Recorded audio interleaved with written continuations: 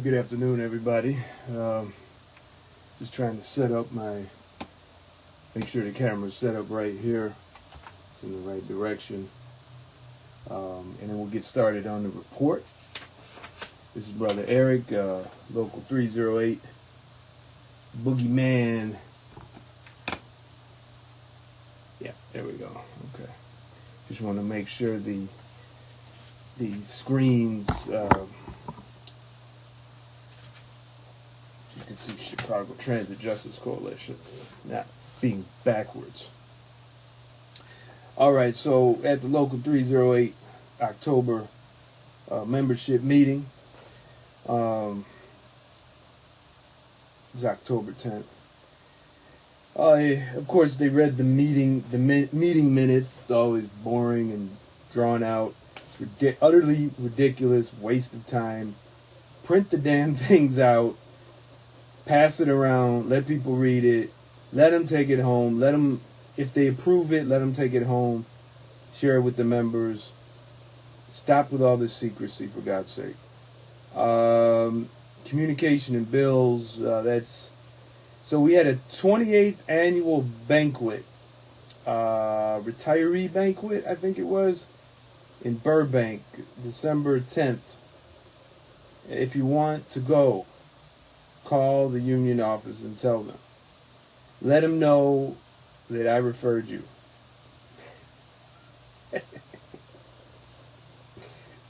Especially if it's Deborah Lane. If she answers the phone, nah, I'm just messing with you. Because if you do tell it, she probably will hang up on you. So don't tell her I sent you. They got 2 tables, $70 per person. So $700 times 2. So I thought it was a lot more than that. Maybe it was like almost a little under $1,500. We blew that money for that. It's really ridiculous. We can't afford this. Especially not organizing any kind of direct action, not organizing the members. Contract expires in just 2 months. What a shame. General fund is at an ending balance of $208,000. So we took in for dues $204,000. I'm rounding. And we spent $243,000. I asked why the huge deficit there. Why the huge difference between our spending and deposit? And the president told me that's because of the PIC. So it's about $40,000 or so to pay people to be off work to man the PIC or staff the PIC. This includes, it's the same thing for elections, he said. I don't know. It just seems like a lot of money to me. Do you think that that's a lot of money for a PIC on the, I guess, the operations, rail operations and customer assistance side? I mean, we got another PIC for maintenance in my department. We'll see. Grievance fund is $75,000 black. Building fund $16,000. We don't have a lot of money, brothers and sisters. We really don't. It's really sad. So the election pick, yeah. So we had grievances, 10 of them in October 9th were sent to arbitration. So those of you with the last name Baker and Jefferson, are going to arbitration. We had one that we could decide, but they didn't have the ballot slips. Can you believe that? They didn't have the slips ready or together, whatever, for whatever reason. So they just made a motion to get us to do a voice vote or some crap to reject it. So basically what this grievance was about, and you should know this, that the member, well, basically, if you apply and the CTA hires you,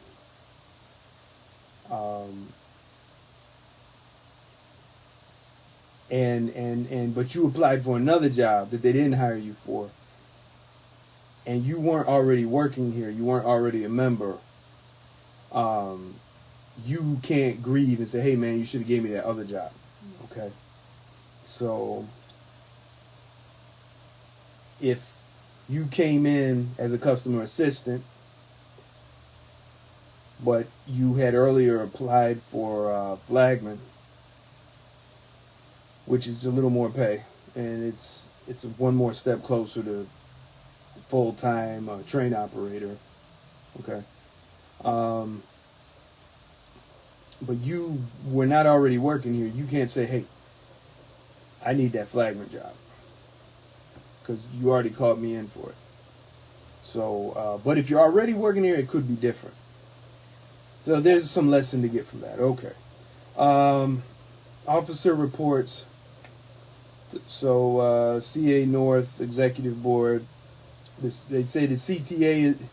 So for all you customer assistants, the CTA is enforcing the rule that you have to stand outside the booth during rush hour. Now, of course, you can put a chair outside the booth. I did see that rule while you sit during rush hour, but it's best to stand. You're not vulnerable as you are when you're sitting, but just to greet the riders, make sure they're getting in and out. But they're enforcing it and writing people up. Now, of course, a lot of this being exposed to the public has safety issues, right? So especially we have a lot of women workers who tend to be harassed, and you're vulnerable. So if you have safety issues at the station, please reach out to Cassie Collins, the executive board, or any other union person you trust. Some customer assistants call me, but and I know they don't like that. Union people do not like when you call me. They do not like it. But I don't care. I'm gonna help you anyways. So Brother Lamont, our appointed executive board member in our department, and he's running for executive board, and I'm running against him. I was nominated, so I'll be running for executive board vehicle maintenance, and Brother Lamont is appointed that position by Boss Dixon. Out of order, run him over, Eric Dixon, and so we'll see. We'll not really get into that. But the campaign is going on right now. But he said that the seniority list has been updated for the car servicers, so that's it. The seniority list that you see, that's what we're going to get. And kudos to Brother Lamont. You know, he reached out to me. You know, we had a little thing. You know, he tried to shame me in front of the members, you know, saying I'm misinforming the second chancers, and, you know, but I don't think that was really the issue. The issue is, like with most people, they just don't like how I talk and my militants, and that's okay. But he was man enough recently to just come up to me and tell me that, and he's been very helpful and cooperative when it comes to me helping you, especially in the maintenance department, vehicle maintenance department. So I think that's very, very honorable. I tell you, there's not a damn union official that has the guts that Brother Lamont had to approach me. Most are deathly afraid of me, just curse me out, or just stay away from me. But he came up to me and engaged with me. So I appreciate that, brother. And even though we disagree, we don't have to be disagreeable. And that's the way it should be, right? So Sister Penny said there's a lot of customer assistants getting procedural violations that pile up and add to a discharge to being fired. She said things like not updating the elevator status board, filling out your KDAR, and leaving your work location for hours at a time. All right, so these managers keep looking at these cameras and they're watching. So, I had asked, hey, do they have markers? Do they have erasers? Do they have forms? And she said, we haven't been getting any reports about that. So look, if you don't have a marker and you don't have eraser, you're not able to get a personal,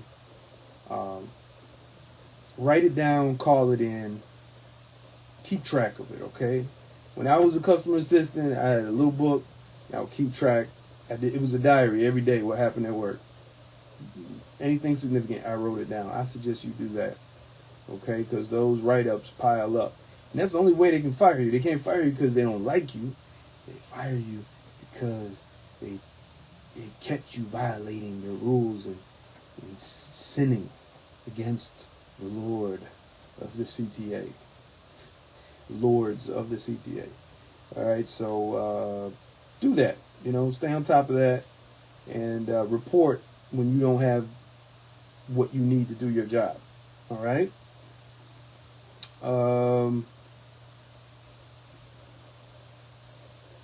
And so yeah. So basically, there's a lot of new managers. She said they're all eager beavers looking to write up these naughty CAs. And look, they don't pay you enough to make you so strict with this stuff. But this is what they're doing. So I think we need to watch these managers too.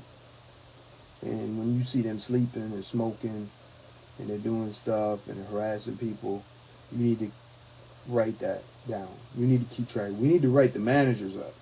The mismanagers. We need to write them up too. Okay? Don't let them just write us up. And it's okay. We can do that. Little thing called a workplace complaint.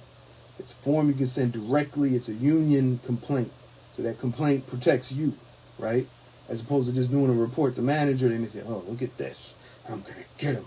And then they throw it out. Okay, do your report to manager, but make sure if you do that, you include it with a workplace complaint. All right? So at the Justice Coalition at ChicagoTransitWorker.com, there's a button that says Know Your Rights. You click on that. Look for grievance forms. And on that, for Local 308, you'll see complaint form. It's not a grievance. It's a complaint form.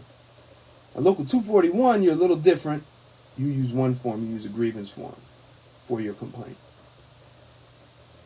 It's weird, but that's the way it is.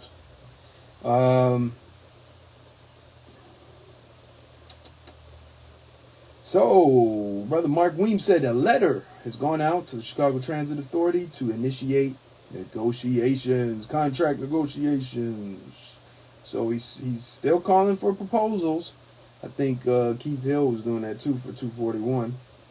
And so you got ideas, you got things you want in the contract, send it to him. Call the union office. M. Weems at 308 ATU308.org. You could tell him I sent you. He won't punish you. He's very mature, and he can handle the boogeyman. He said they've been watching what's going on in Boston and with IBW, Ford, UAW. So I'm not sure what he meant by that. Maybe he's trying to say they're really thinking maybe we should, but I don't know. It's really not up to them to decide that. It's up to the members to decide that, and that's why you should go to your membership meeting in motion for these kinds of things and fight the stingy old farts like Dixon who don't want members to bring up things he doesn't want to do. So, when you decide to take charge of your union, I guarantee you we will have a real union. But as long as you keep voting and hoping and voting and hoping and throwing your hands in the air, nothing will get better. You actually have to take initiative, help each other at work, try to attend these meetings, and make motions for actions and things that you want done. Okay, and there's a process. It's called parliamentary procedure. The union people use it all the time, but they use it to their advantage. So we can use it as members to our advantage. But when you got tyrants like Old Fart Dixon, they don't care about democracy. They don't care about your rights. All they care about is what they want to do. But the more of you that show up, I guarantee the more pressure that goes on these people. And eventually they comply. And I have to give credit to Vice President Mark Weems. Whenever Dixon has been absent, it's always been a wonderful meeting, because when I make motions and others say things, he doesn't, no, we ain't gonna, yeah. You know, he just kind of we have to, push and debate a little bit, but he respects order. He respects parliamentary procedure. He respects the democratic process. And that's important. And hopefully, Sister Penny McCoy, she's going to be running for president. Hopefully she will do that. I know Ken Franklin didn't do it. That bastard. But when he loved to turn down powerful motions and throw stuff out. And, he was horrible. Horrible, horrible, horrible. If I ever become a president of the union, I will make sure I don't ever want to be like that man. Or Boss Dixon. Woo! Anyways, I digress. Let's talk about these unvaccinated co-workers that were fired. He said updates are coming real soon. They're going to have an opportunity to come back. Settlement, it seems imminent, okay? So those of you who've been fired because of that stupid vaccine, you may be getting a call if you haven't gotten one already. I don't know what it could be. Let me know. I can imagine you'll get your job back with no back pay, which sucks. You should get back pay. But we'll see. And you can always turn these things down and say, no, I want back pay. Will you get it? I don't know. But you got to be treated with respect. So let's see. Maybe there's some comments. Is there a way I can kind of doing like the desktop thing here? So I'm seeing. Okay, there's Sister Patricia. Good to see you, sis. Okay, so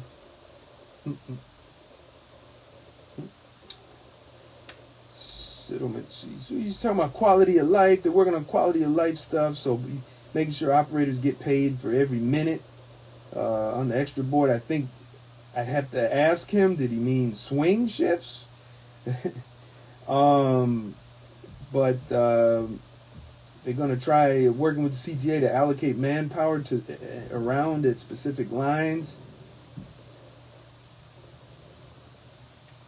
Doesn't sound so hot to me, because we know what the problem is.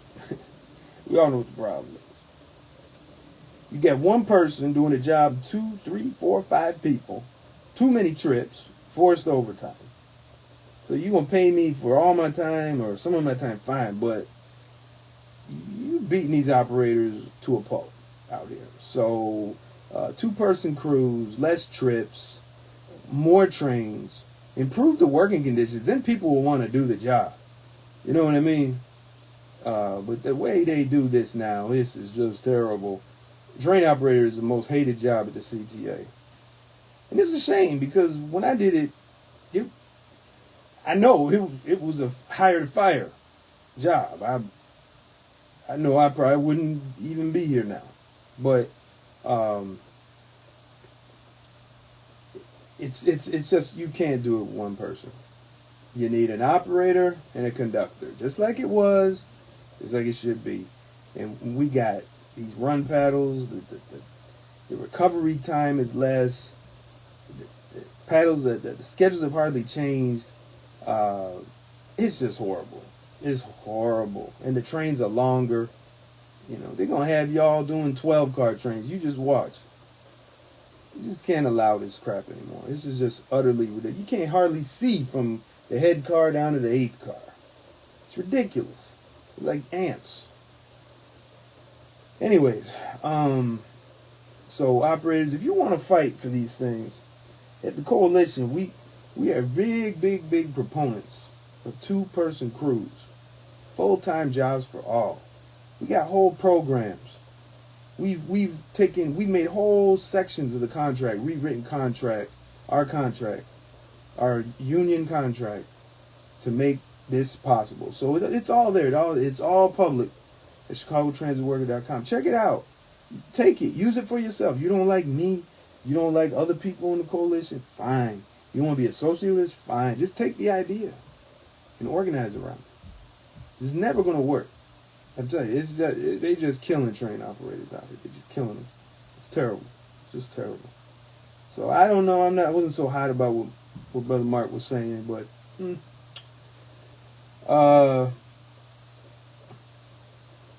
he said Jeannie Alexander wants it. You know, I don't believe it.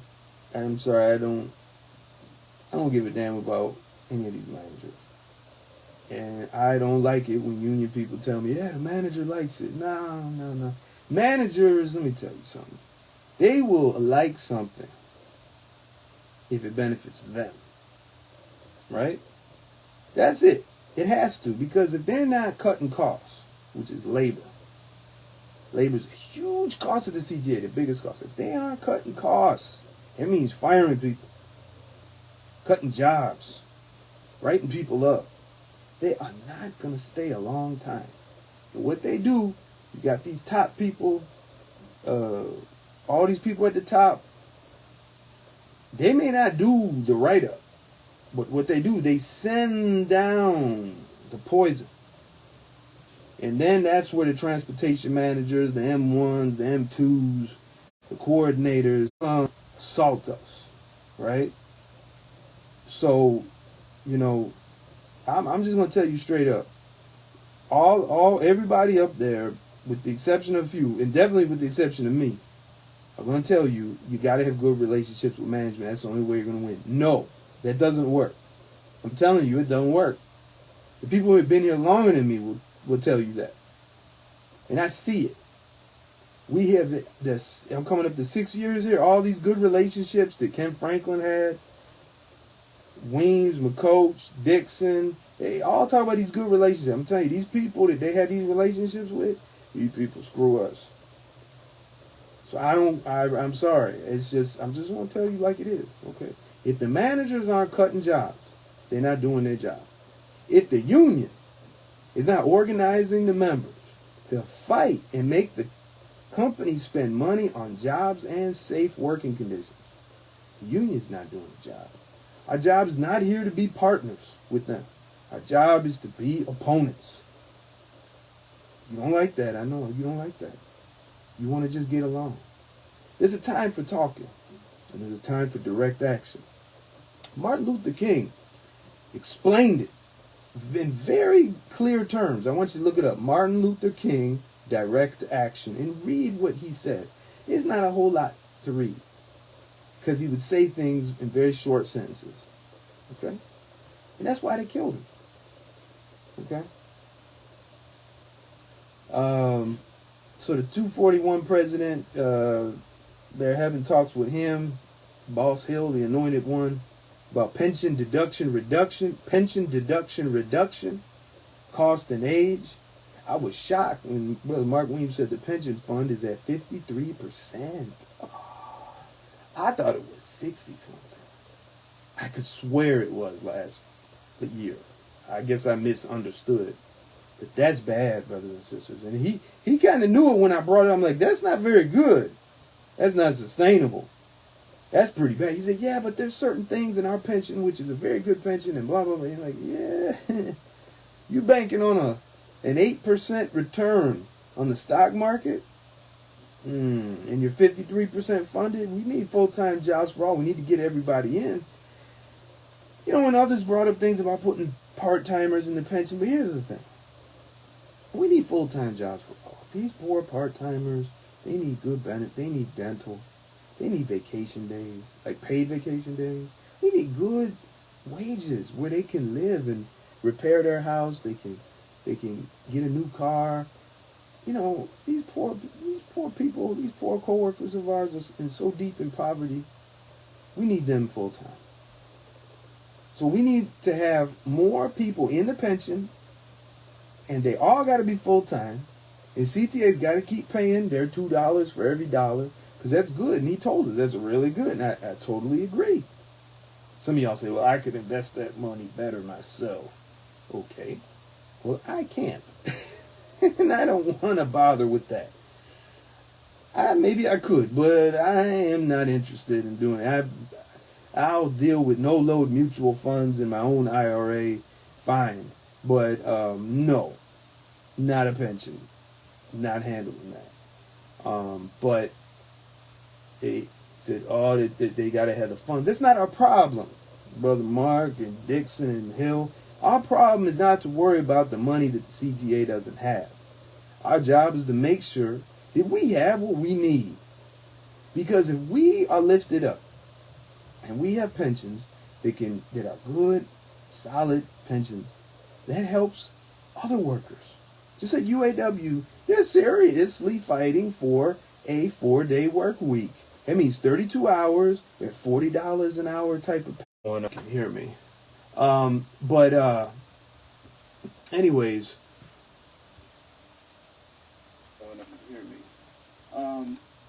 Yeah. Okay. Sorry, it's taking so long.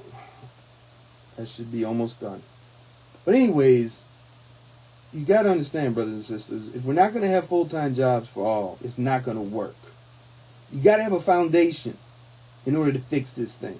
And I'm not talking about we have to destroy this cracked, defective foundation, take it apart, pour a new one. And the new foundation is based in the coalition, we've broken it down into simple, tangible ideas. Full-time jobs for all, 2-person crews, brick and mortar bathrooms. So, in the essence of full-time jobs for all is good wages, security, financial security, a decent way of life where you have income that you could kind of spend and go on a little trip and go to the movies, that type of thing, okay? Because when you're part-time and you're poor, you just can't do that kind of stuff. You certainly can't invest in your community, right? Because you can't buy property, let alone your own. 2-person crews. It's not just on the trains. It's every job. You need to have an apprentice and a master, an apprentice and a journeyman.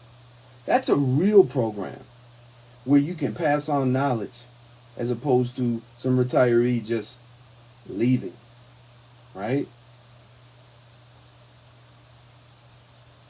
Brick and mortar bathrooms is a pillar because we need clean and safe working conditions. So if our employer spends the tremendous amount of money that's required for brick and mortar bathrooms, replace all them stupid porta potties and all those defective bathrooms with real stuff, with bricks and mortar, concrete, pipes, running water, that opens up for other things, right? So it's a little something I wanted to veer off into, but I'm going to come right back to this report just to understand what the union people are talking about is actually not revolutionary. It is certainly not what we need. It's just kind of like little band-aids treatments. We need a total change. Remember that pension fund, 53%. That's really bad. All right.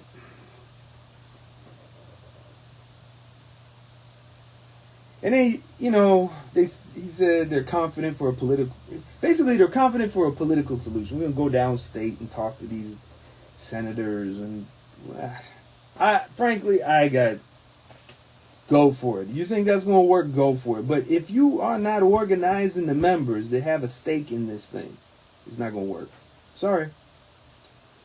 And it was nice to hear, Sister Cheryl was there. She's going to be running for Secretary Treasurer. She was there and she said, we need full-time jobs for all, which was really cool.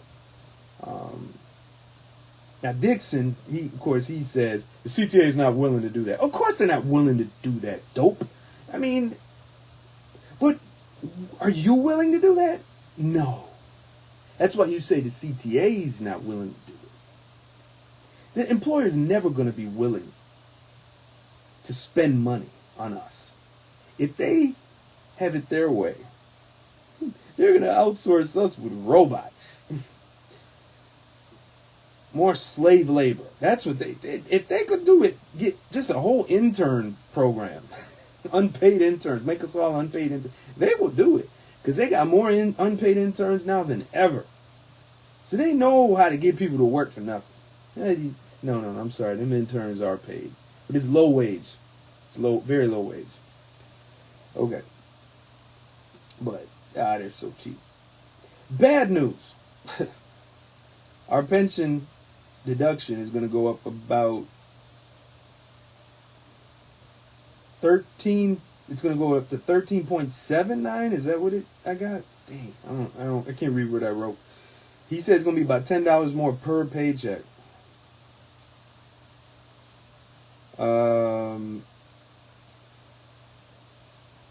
They can't use it. Mark Williams said we can't use capital funds. That's for building stuff, for pension or staff operations. Yeah, of course. Right. So we tell the feds. We got to tell the CTA. You go tell the feds. We're not going to tell them. You go tell the feds. You want us to work. You can redirect a couple billion from these wars. 800 something billion dollars per year. And now there's another war in Palestine, Israel, with Ukraine. They're just pouring money into this stuff, billions upon billions. So you give us a couple billion here in Chicago for our people, so that they can have dignified treatment at their job, right? Okay. Yeah, can you believe we got ATU members like doing Uber and stuff just to get by? It's disgusting. And he mentioned the CTA is kind of cheating with the bond debt stuff, and he talked about all kind of refinancing gymnastics, and it was like, whatever. It just, to me, you know what we need to do, y'all. Okay. Dixon said he met with the police, and they're going to tell them, they want the union to tell them about problem spots. What? It's crime? We have crime. Why? Why do we have crime, brothers and sisters? Why? Because of poverty. You got poverty, you're going to have crime. You can't have one without the other. They're interlinked. And at the CTA, we have tons of poverty. Even our workers are poor. So let's start at home. Think about that. And then he went on and he wanted to tell us about accomplishments. He started yelling and screaming and shouting, and he was angry and pointing at me and Sidney Franklin, and he's another repairer at 98th, and we're very vocal, He's lowered the retiree healthcare cost and a healthcare trust, and no grievance fund increase, and returned 88% of people who were fired back to work. Let me tell you something about that, y'all. I know some of these fired people that were brought back to work. You're thinking, I know what you're thinking. Yeah, they're dummies. They broke rules and they acted stupid and blah. Nope. They got screwed over by CTA mismanagers. Yep, they didn't do anything wrong. And anything they did wrong was so trifling, did not justify being fired. So I'd say almost half of these people that were brought back didn't even need to be fired. If we have an organized union where we have stewards and members who are educated and enlightened and march on the boss and scare the hell out of these managers from harassing us. But no. He says he's busting his ass. And they had 2 steward classes. It's like you gonna boast over 2 steward classes in 3 years? Now, a class is something you do. Like, a couple times a week. At the CTA, when we're in classes, it's every day until we qualify, right? You want to have 2 classes? And you only let the people you like in them? Ooh, ain't nothing to boast about. He boasted about the PPP loan. Yeah. So did we need that PPP loan? Were people going to be laid off in the union office? No, because we were still working. I'm sure there were some small businesses that were legitimate, or some medium businesses that laid off a whole bunch of people that could have used that money. And you never asked us. You brought these, saying you're bringing the unvaccinated people back, but you sold them out. You gave the decision to an arbitrator regarding their vaccination status. And when I mentioned that to other ATU delegates at the last convention, they said, wow, your president did that. He didn't even do this, and he didn't do that, and he didn't try this, and didn't nope. Didn't even ask us what we wanted to do. Just shrugged his shoulders. Oh, so you mean we're going to get just fired if we don't get a vaccination? Yep. Yep. That was Boss Dixon, Eric Dixon, out of order, and run him over. Yeah. He's screaming and shouting, and people are saying amen. I mean, this is the night of nomination. So basically what he's going, getting his people to pressure people to nominate them and vote for. It's just so pathetic. You got a uniform allowance up to 500, 40-hour schedules for CSA. Why are you going to boast about that? Them poor people. If you want to work 40 hours, you should be a CSR. A customer assistant is a customer assistant. Yeah. Get out of here. 2 picks per year for us and maintenance and instruction. Okay, yeah, that was nice. Family, health insurance for flagmen. But you know what's so funny about these picks and the flagman thing? That was brought up by members. I was one of them, especially that family insurance for a flagman. But I don't need credit for it. But I'm just telling you, a lot of people brought up these ideas. You didn't do none of it. I'm sorry, you didn't do nothing. Shoot me. Or run me over with your car. Pointed at me and said, "We got you a raise."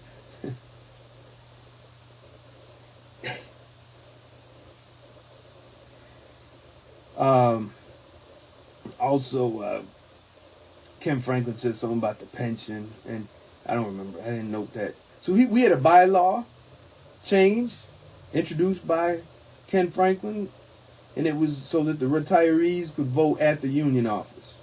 And then a couple other classifications, not everybody though. He said that'd be another bylaw. So I said, well, why didn't you make both, like all the bylaws, and present it? I rather had to do one of them. And then I thought to myself, oh my God, Ken Franklin, he's so slick. He wants those retirees, so by making this bylaw change, he can secure some votes. Screw everybody else. It's too much work. This guy. But you know what? During the discussion, I said, hey, y'all, please vote for Ken Franklin's bylaw reform, but don't vote for him for president. Oh, people laughed. It was so funny.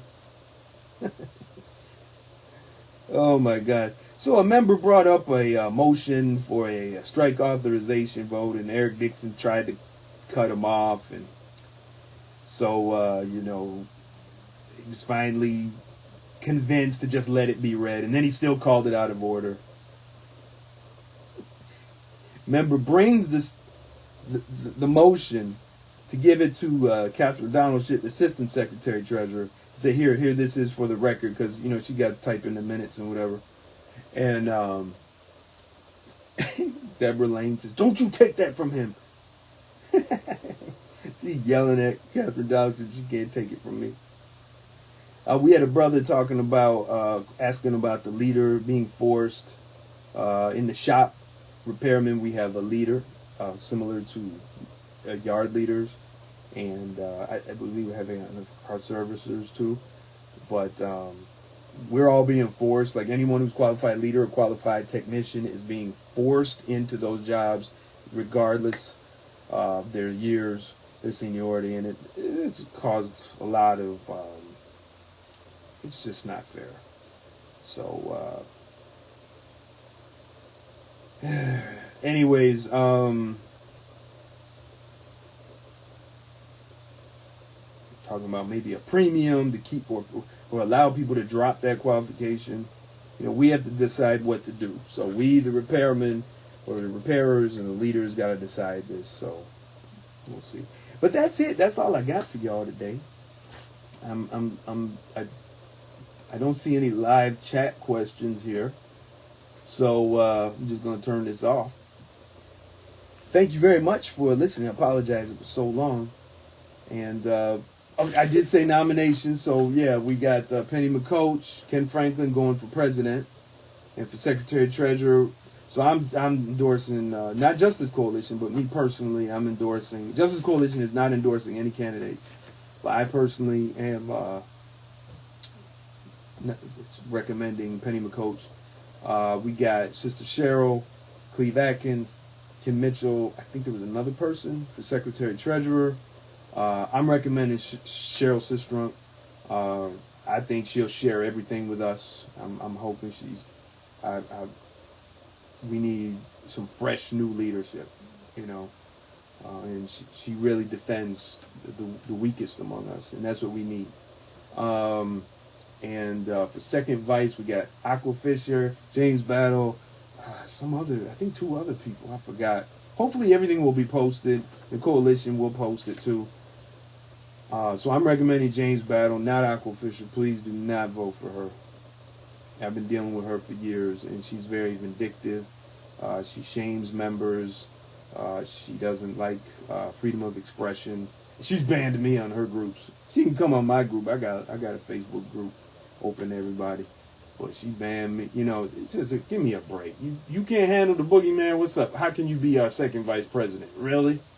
And then she's gonna have her hands on our grievances.